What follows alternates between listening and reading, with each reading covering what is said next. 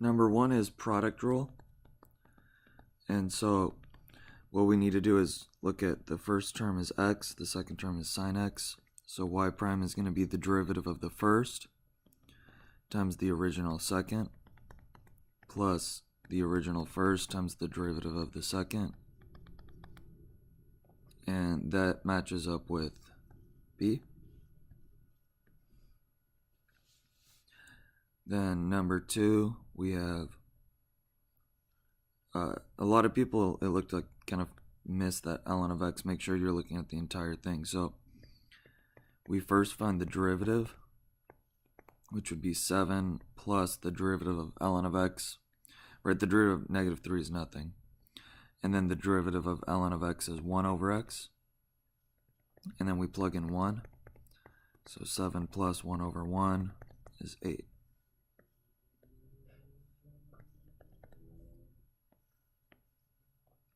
Next we have a chain rule. And the outside is the 5. So for y prime we're going to take 5 times everything inside we leave alone to the fourth power. And then now we need to multiply by the chain, the derivative of the inside. If there's two terms inside, you need to put those in parentheses. So it's times 3x squared. The derivative of negative cosine is negative sign, which is going to flip that sign to plus sine of x. And then this will match up with E.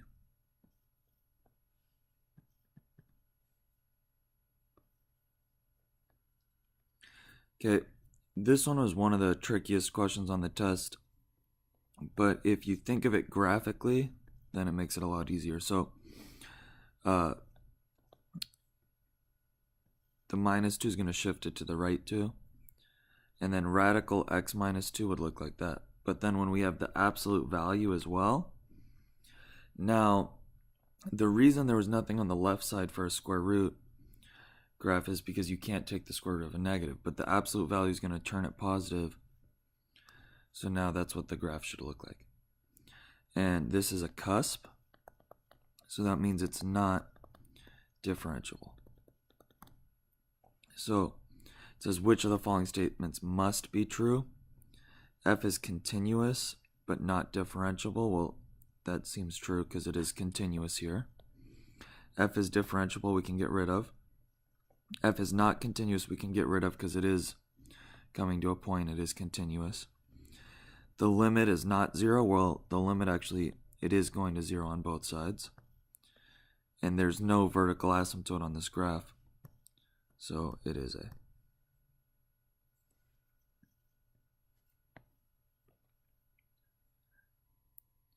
Next we have kind of a tricky one. It says the derivative of f of g of x. So we need to kind of do that first. So that's going to be chain rule. So the outside is f. So it's going to be f prime of g of x.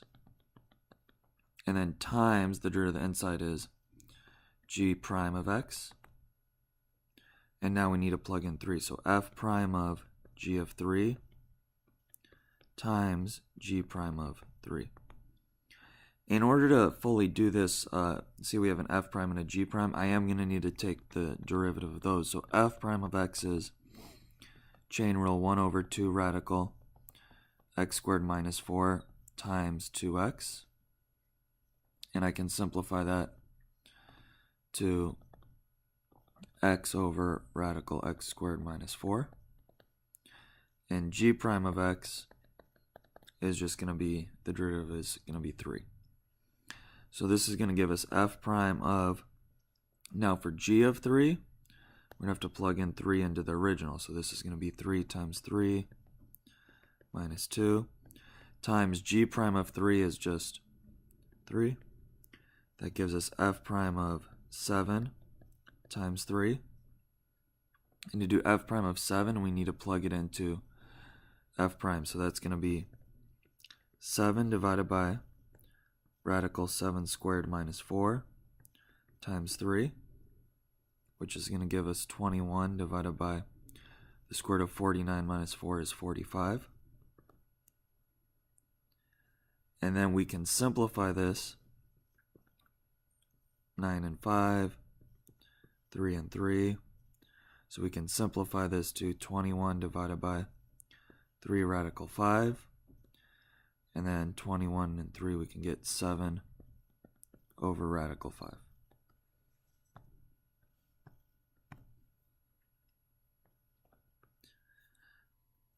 Number 6, we have to recognize this as the definition of the derivative.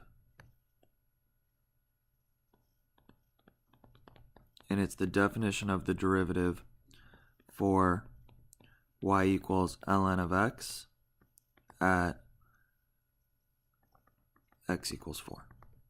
So y prime would be 1 over x, and then when we plug in 4, we'll get 1/4.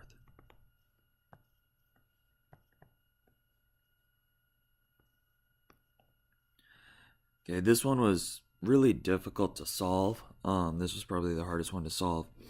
But it says, where would the tangent line have a slope of 1/2? So if we kind of think of this as x1, y1, and m, we know that m is 1/2, and we're trying to solve for the x and y points.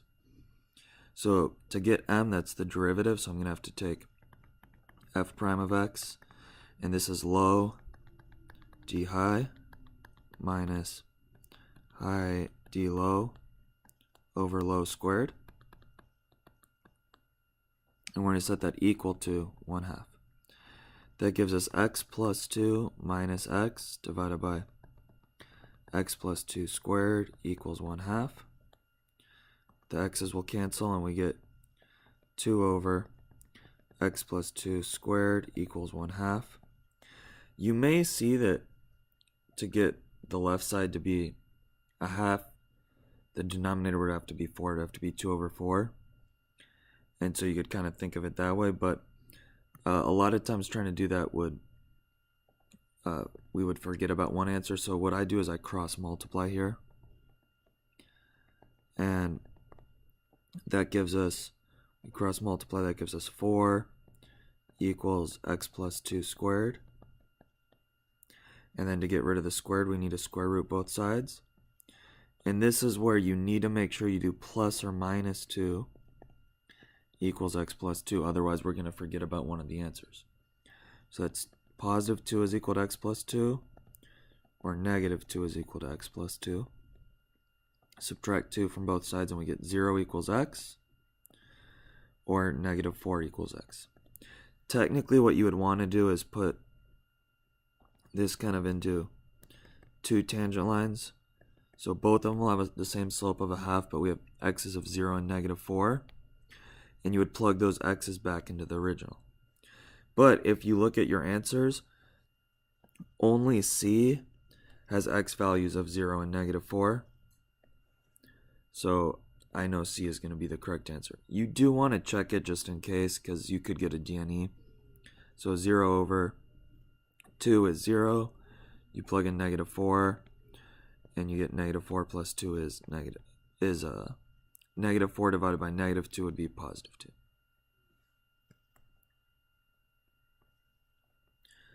Eight, you kind of had to go back and remember that intermediate value theorem. I threw this question on here just to keep you accountable for that lab.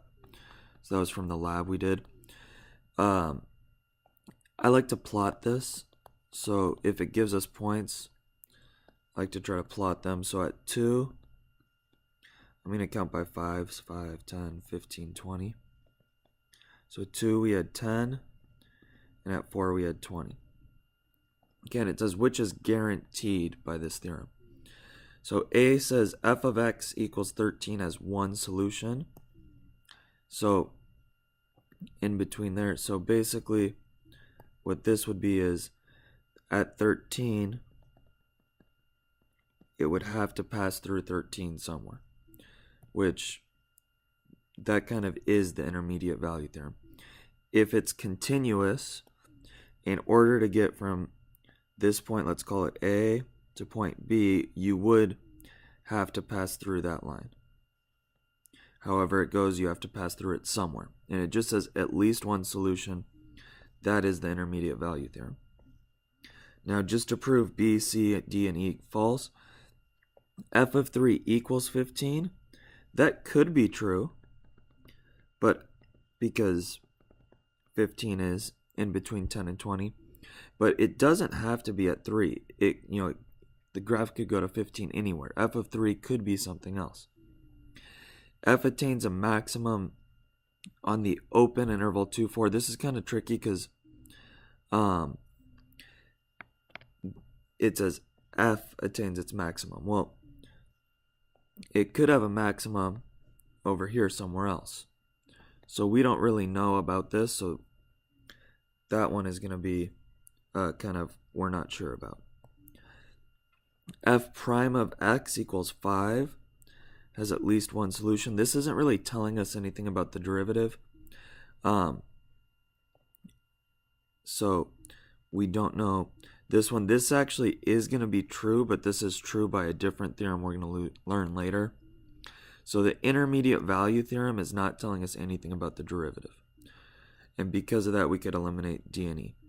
Remember what the intermediate value theorem did from that lab is it basically told you if you have 1 point down there and 1 point up here, every y value in between would have to have at least one solution in order to get to that other point.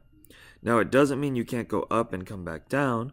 It just means still every y value would have to be hit. Okay, instantaneous rate of change means the derivative at that point.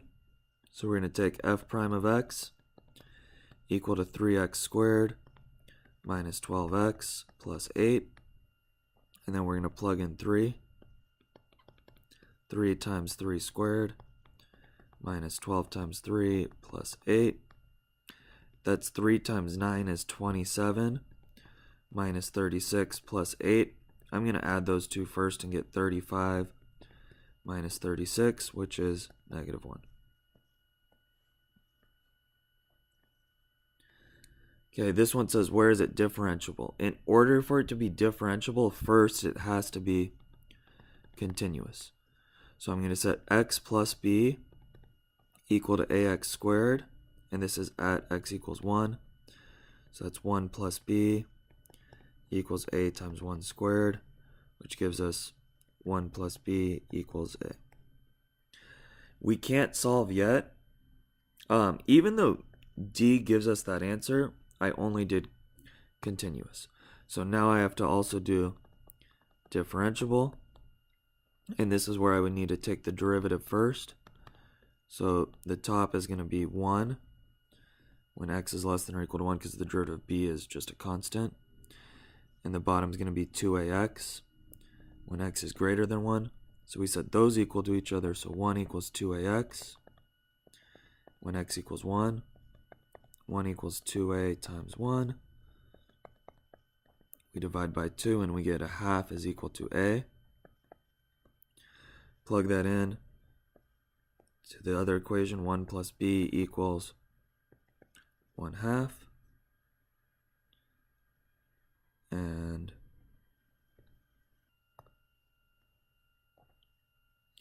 And then we'll subtract both sides by 1. And that gives us b equals negative 1 half. So that's choice A. Okay, next we have asking for k prime of 3. Before we can do k prime of 3, we have to do k prime of x.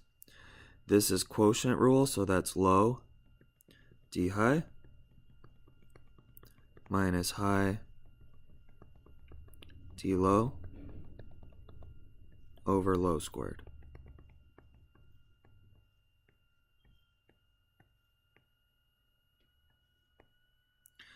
Okay, now we're going to plug in 3. So g of 3 is 2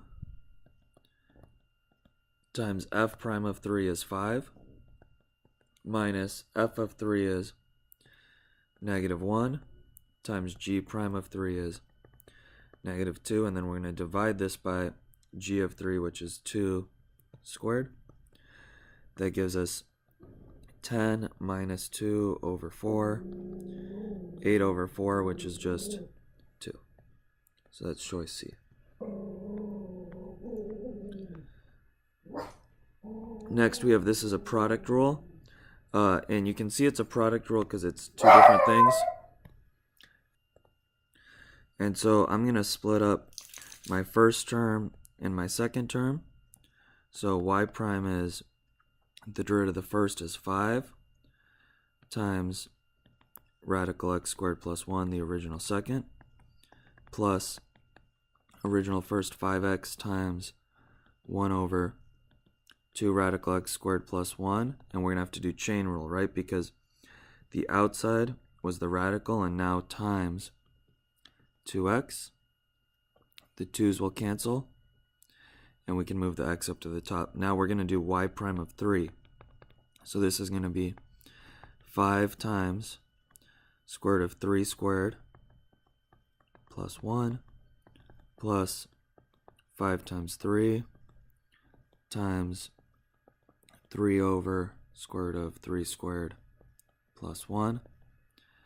That's going to be 5 radical 10 plus 5 times 3 is 15 times 3 is going to be 45 over square root of 10. And if we look, that is choice D, just flipped back. Okay, this one with the graph was a little bit tricky. What we're going to do is, it says we want h prime of negative 1. So here's h of x. So first we're going to need to do h prime of x, which is going to be another product rule. The derivative of the first is e to the x, and we leave g of x, the second term, alone. Then plus, now we leave the first one the same, e to the x, now times g prime of x. Now we're going to plug in negative 1. So it's e to the negative 1 times g of negative 1 plus e to the negative 1 times g prime of negative 1. G of negative 1 is just the y value. So the y value is 3. So this is e to the negative 1 times 3 plus e to the negative 1. Now g prime is the slope.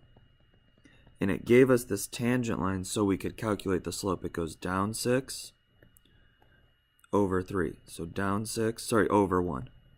So the slope is just negative 6. You could have done y2 minus y1 over x2 minus x1, but I just counted. So that gives us e to the negative 1 will go to the denominator and become 3 over e to the first plus 6 over e to the first. 3 plus 6 is 9 over e. So that's choice A. I think that goes up there. Okay, next we have quotient rule. And this one actually ended up, this was on an AP practice test. And it is a pretty simple, because the answers are all unsimplified. So it's low, d high, root of the top would be 5x to the 4th minus 1, minus high, d low is 3x squared, all over x cubed plus 7 squared. And then you can actually just match that up, and it looks like that is choice B.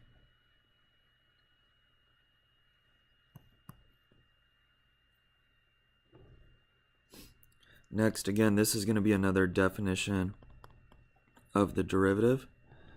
And in this case, we see that limit as x approaches pi over 4. If we plugged it in, we'd get 0 over 0. But we notice that that's the definition of the derivative for tangent of x at x equals pi over 4. So if we had y equals tangent of x, then y prime would be secant squared of x. And then we need to do y prime at pi over 4, so we need to plug in pi over 4. And the way I kind of think of this is I know that secant of x is equal to 1 over cosine of x. So I know that cosine of pi over 4 is rad 2 over 2. So secant of pi over 4 would just be that flipped, so it would be 2 over rad 2. So I'm going to do secant would be 2 over rad 2, but it's secant squared. So that's 4 over rad 2 squared, which is just 4 over 2, which is 2.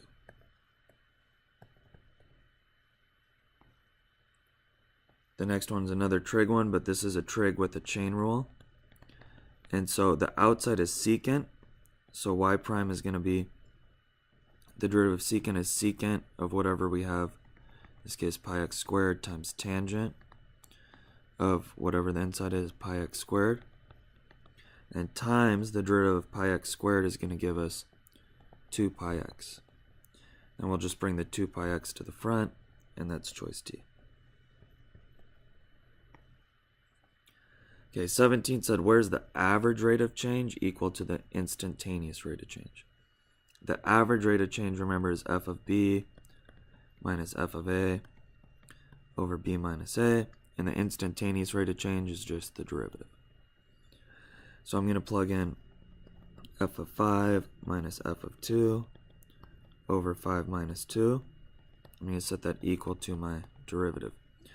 F of 5 is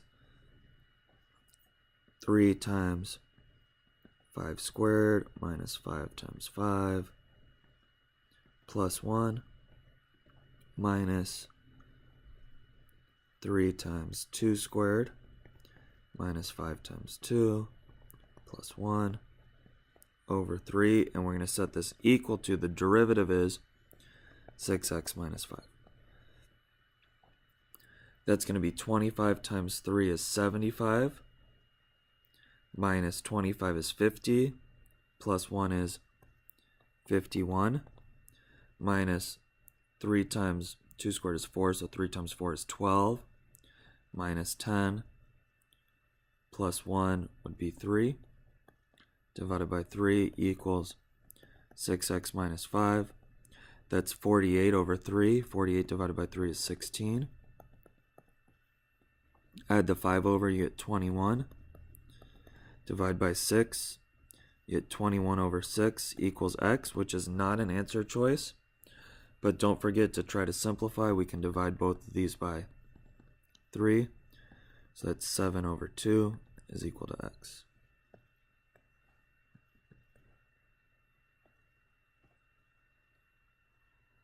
Okay, this one's the 63rd derivative. So I'm going to say y is equal to negative sine x. Y prime is then negative cosine of x. Y double prime, the derivative of cosine is negative sine, so that's going to switch us to positive sine of x. And then y to the third, derivative of sine is cosine of x. After 3 is where it would repeat and go back to negative sine of x. So we need to divide this by 4. So we're going to take 63, divide it by 4. Goes in 1 times 4, 23, 15 times with a remainder of 3. So that means the remainder tells us that we're taking the third derivative. So this would just be cosine of x.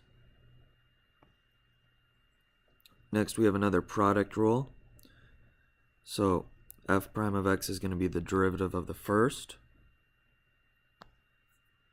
which is 2x, times the original second, radical 3x plus 1, plus the original first, times the derivative of the second. That's going to be the derivative of the second. The outside is the radical, so that's 1 over 2 radical 3x plus 1, times the derivative of the inside is 3. So this is going to be 2x radical 3x plus 1. I'm going to move the 3 and the x squared to the top. So plus 3x squared over 2 radical 3x plus 1. And when I look at the answer choices, none of the answers kind of look like that, so I'm going to need to try to simplify this. And they all have one term, so I need to kind of add these. So I'm going to need to lollipop that and get a common denominator, so times 2 radical 3x plus 1 and times 2 radical 3x plus 1. I'm going to multiply the 2 times the coefficient to give us 4x. And then I'm going to multiply the radicals times each other, would be radical 3x plus 1 squared would just turn into 3x plus 1. Then plus 3x squared. So that becomes 12x squared plus 4x, and then plus 3x squared because of this second term, all divided by 2 radical 3x plus 1. The 12x squared and the 3x squared will give us 15x squared plus 4x divided by 2 radical 3x plus 1, and that does match up with choice C. Next we have another chain rule. The outside term is actually the squared, so it's going to be 2 times tangent of 4x, then times the derivative of tangent is secant squared of 4x, and then times the derivative of 4x is 4. The 4 and the 2 will become 8 tangent of 4x secant squared of 4x, which is choice C. Next we want a normal line. So normal line, just like a tangent line, but we're going to do the perpendicular slope. And it gave us the x and the y, so we just need to find the slope. So it's going to be y prime equals, this is a chain rule, we have a radical, so we're going to have 1 over 2 radical 3x squared plus 2x times, we need to put this in parentheses, the derivative of the inside. We put in parentheses because there's 2 terms, so the derivative of 3x squared is 6x plus 2. And then we need to plug in the x, so we plug in 2. So it gives us 1 over 2 radical. 2 squared is 4 times 3 is 12 plus 2 times 2 is 4, so it's 2 radical 16 times 6 times 2 is 12 plus 2, so that'll give us 14 divided by 2 times 4 is 8, and I can simplify that to 7/4. Now I don't put my slope as 7/4 because I want the perpendicular, so I need to take the opposite reciprocal and make that -4/7. This will become y minus 4 equals -4/7 times x minus 2. You can distribute that right now because you notice they're all in standard form, but since I have a fraction, I'm going to actually multiply everything by 7. So times 7, and this is all counts as one term, so just times 7 to any part of it, which is, I'm trying to get rid of the denominator. That'll give us 7y minus 28 equals -4 times x minus 2. Distribute that, I get 7y minus 28 equals -4x plus 8. Add the 4x over, and I'll add the 28 over, and that gives me 4x plus 7y equals 36.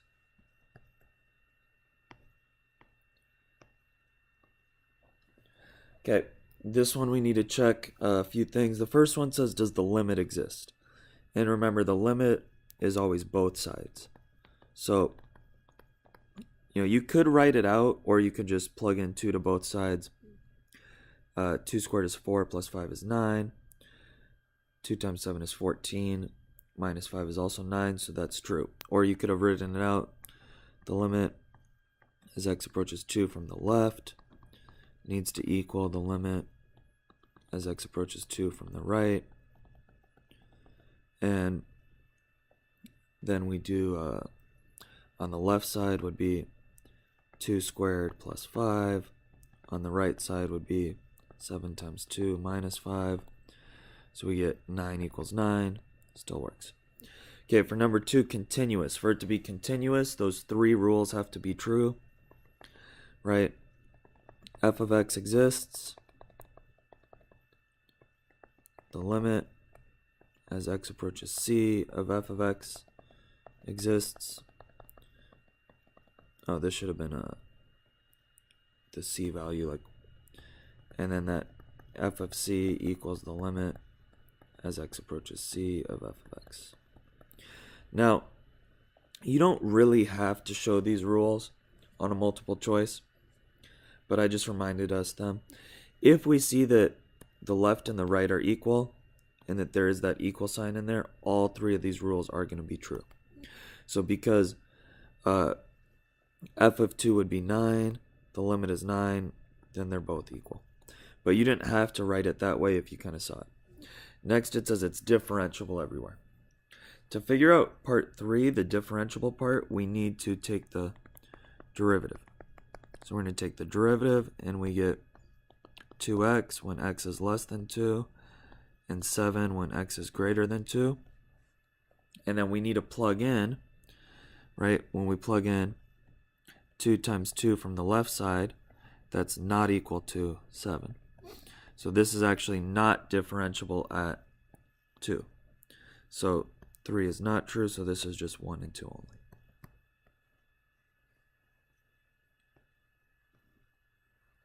Next, we have a chain rule, and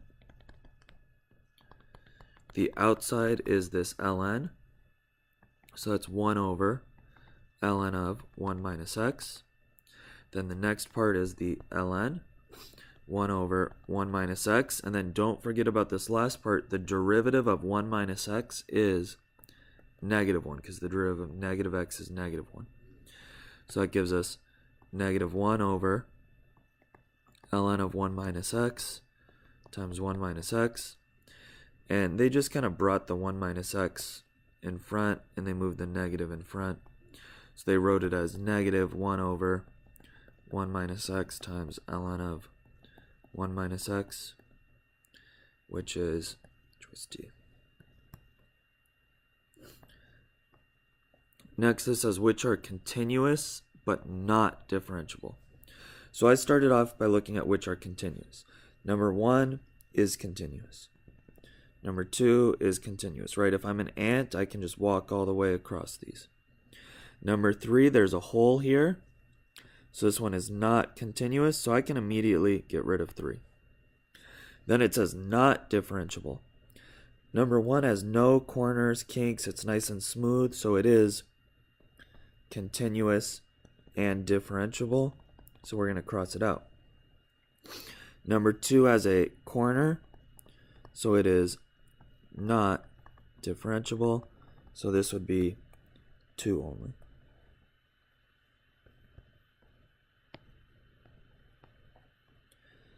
Next we have, this is another kind of definition of the derivative here. And what this is telling us, you just kind of want to replace this with f prime of 3 is equal to 7. Don't get confused by the limit. All it's telling you is the derivative at 3 is 7. Okay, if we have a derivative, that means it is differentiable at x equals 3. So I'm actually going to put the check mark next to 2 first. Then you need to remember, if something is differentiable, it also is continuous. But then this is f of 3. If it had said f prime of 3, that would have been true. But it says f of 3, which we know it exists, but we don't know what value it is. So we don't know that it's 7. It could be true, but it said must be true. So that would be 1 and 2 only. Okay, the extra credit ones. The one with the graph actually does end up being pretty easy because it asks for a tangent line. So if we do x1, y1, and m, that gives us x1 is 4, y1 is 3. And to find the m, it gave us the graph of the derivative. So we're just going to go to the x value. We plug in 4 to the derivative. Well, in this case, it gave us the derivative. So since it gave us this derivative, we go to the y value where the derivative is. So we go to the y value at 4, and that y value is 0. But it's not really the y value, it's the derivative value. So this gives us y minus 3 equals 4 times x minus 0. You could box that, or you could say y minus 3 equals 4x, or you could have put it into slope-intercept form, but any of the answers would be fine. 27 is remembering the rule for a number to the x. So this is a chain rule. The outside is 3 to the, kind of think of it as like y equals 3 to the box. So y prime will be 3 to that pi x times ln of 3. Oops. So I'll make that cleaner. So times ln of 3. That's what this kind of 3 of the box would be, but then we need to do times the derivative of whatever was the box. So the derivative of pi x is pi. Then 28 is another definition of the derivative, but this is the definition of the derivative of arcsine of x. So this is basically saying f prime of x equals 2, but that f prime is for arcsine.